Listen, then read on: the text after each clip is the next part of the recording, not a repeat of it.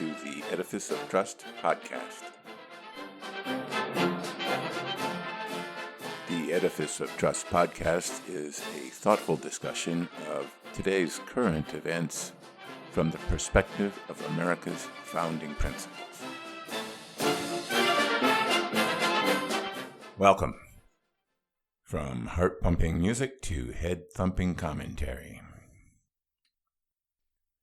In January of this year, 2019, a group of radical feminist lesbians held a panel discussion on their concerns about the proposed Equality Act.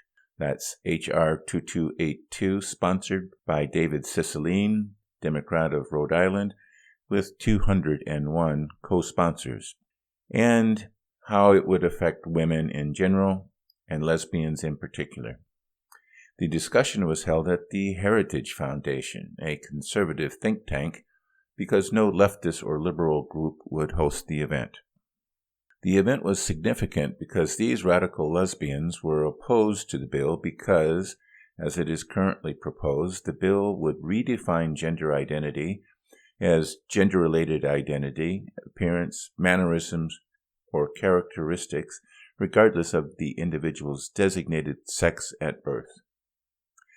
According to Andrew Sullivan in New York Magazine in his article, The Nature of Sex, published February 1st, 2019, quote, "They argued that sex was fundamentally biological and not socially constructed, and that there is a difference between women and trans women that needs to be respected," unquote. Such pronouncements do not suit the progressive left that wants solidarity within the identity groups that must look to the progressives for political leadership and guidance. This solidarity explains the inability of the lesbian group to find a non-conservative forum that was willing to host their event. By the way, tennis star Martina Navratilova, who came out as a lesbian in 1981, declared that the possibility of transgenders playing as women, quote, "it's insane and it's cheating," unquote, in an op-ed in the Sunday Times. Progressives believe that group solidarity is the path to political power, and they have been largely correct in their thinking. Blacks vote overwhelmingly for Democrats and were signed up for President Obama's progressive agenda, no matter what their personal beliefs were. Hispanics are also largely reliable Democratic votes, except for the Cubans, some of whom have tasted socialism firsthand. The LGBTQ community has also been counted on to be reliably Democratic, which is why they were so opposed to the event at the Heritage Foundation. The progressive Democratic Big Tent covers all sorts of external differences that separate people, such as gender, however defined, color, ethnicity, or culture, but demands ideological purity and solidarity among these very same people. This is in line with their ideology that maintains that the community is more important than the individual. Any law or policy that benefits the community, identity group, or whatever, must be supported by all members of that community. Not supporting such law or policy is not a difference of opinion. It is betrayal. Betrayal for placing an individual's opinion ahead of the group's supposed benefit from the law or policy. This is why the lesbians were denied a venue. They were betrayers of the LGBTQ community. This is why conservative blacks like Senator Tim Scott or Wall Street Journal editorial writer Jason Riley are so vilified.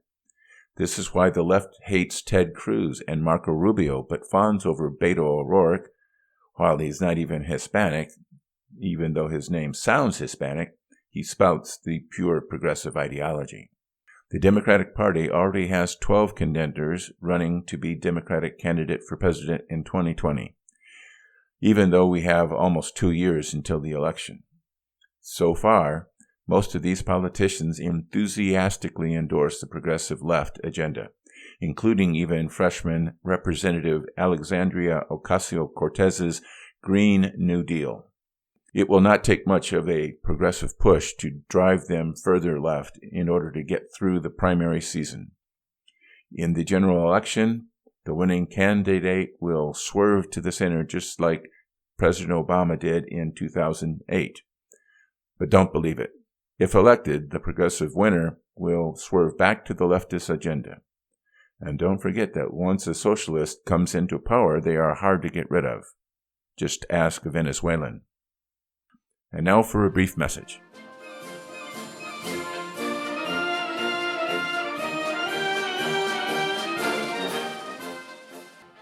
Don't forget, my latest book, 2017, A Trumpian Year in Review, is now available in paperback and ebook versions on Amazon, Barnes & Noble, and iBooks. Also available are my previous publications, Principled Policy and Edifice of Trust. And if you want some adventure, try my novel, Tawantinsuyu. More information on these books, plus links to retail outlets, is available on my website, www.edificeoftrust.com. Thank you.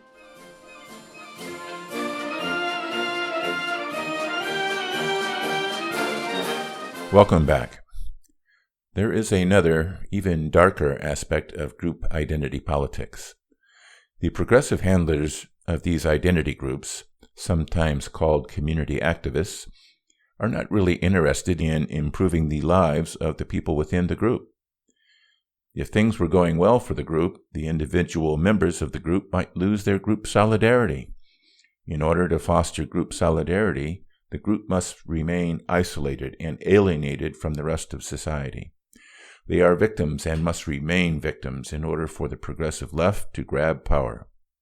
It is only their progressive handlers that can interface with the government to force government to provide the compensation that the group identity requires. And group solidarity in the voting booth means that the progressive handlers not only control the identity groups, but also government. This is why progressives are so opposed to gentrification. Gentrification allows individuals in poor communities a chance to sell out at good prices and move to better neighborhoods, but it breaks up the poor community. Progressives don't want their poor identity group members to move up to the middle class and join mainstream society. They want them to remain in the poor, often crime-ridden communities. They don't want these people to assimilate American mainstream culture and to begin to dream the American dream. They want to convince members of these communities that the American dream is beyond their grasp, and only the progressive handlers can relieve their misery. This is why progressives are so intent on pushing the LGBTQ agenda, such as endorsing the Equality Act. They want to expand the size and increase the loyalty of this group. Homosexuals and lesbians have been a part of human cultures for millennia, sometimes accepted, as in ancient Greece, and sometimes feared and hated, as in Islamic countries and much of Africa. There probably have been transgender people throughout history, but they are less well documented. Often persecuted, many people in the LGBTQ community have remained in the closet, so their numbers are undercounted. Nevertheless, they represent only a fraction of the total population. The effort of progressives to expand the rights of transgender individuals has been notable, but so too has been their efforts to expand the transgender population. As the American Psychological Association notes, quote, transgender persons not uncommonly seek medical services to make their bodies more congruent with their gender identities, unquote. But these days it is not considered ethical to try and make their gender identities more congruent with their bodies. Human beings are complex organisms, but science and medicine are on the verge of astounding medical breakthroughs in our understanding of how human bodies function. 23andMe, using a sample of my DNA, can correctly estimate my eye color, hair color, complexion, physical build, and many other factors, and not only describe, but also develop therapies and treatments to address any health issues my DNA points to. People do not suffer from gender confusion, also called dysphoria, because they are evil or because they made a rational decision to suffer from this condition. It is the chemicals and hormones that their bodies produce that create this confusion. As children mature and grow, the chemicals their bodies produce begin to change, which causes confusion. If these chemicals cause life-threatening maladies or genetically based illnesses, doctors would not hesitate to try and find a cure for such conditions. But when such conditions relate to the reproductive systems, it's hands off. Religiously based boot camps that try and convert homosexuals into heterosexuals are more than cruel. They are useless. Prayer and whatever other religious ministries they employ are unlikely to alter the type or amount of the chemicals produced by their subjects' bodies. And without alteration of the chemicals produced, the impulses and confusion will only continue. But progressives are trying to lock children, as young as those in elementary school, into the LGBTQ community, and block any attempt to help such children reconnect to their gender at birth. Surely gender reassignment surgeries are much more cruel than attempting therapies to adjust the chemicals that are causing the confusion.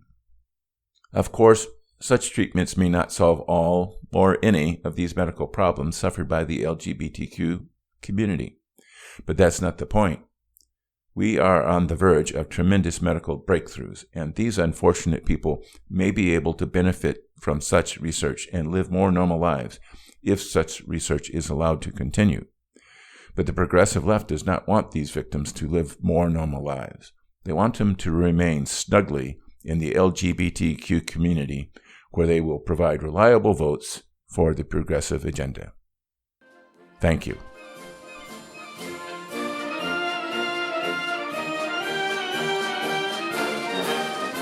Thanks for listening to my podcast. If you would like to hear more Edifice of Trust podcasts, please don't forget to subscribe. Thank you.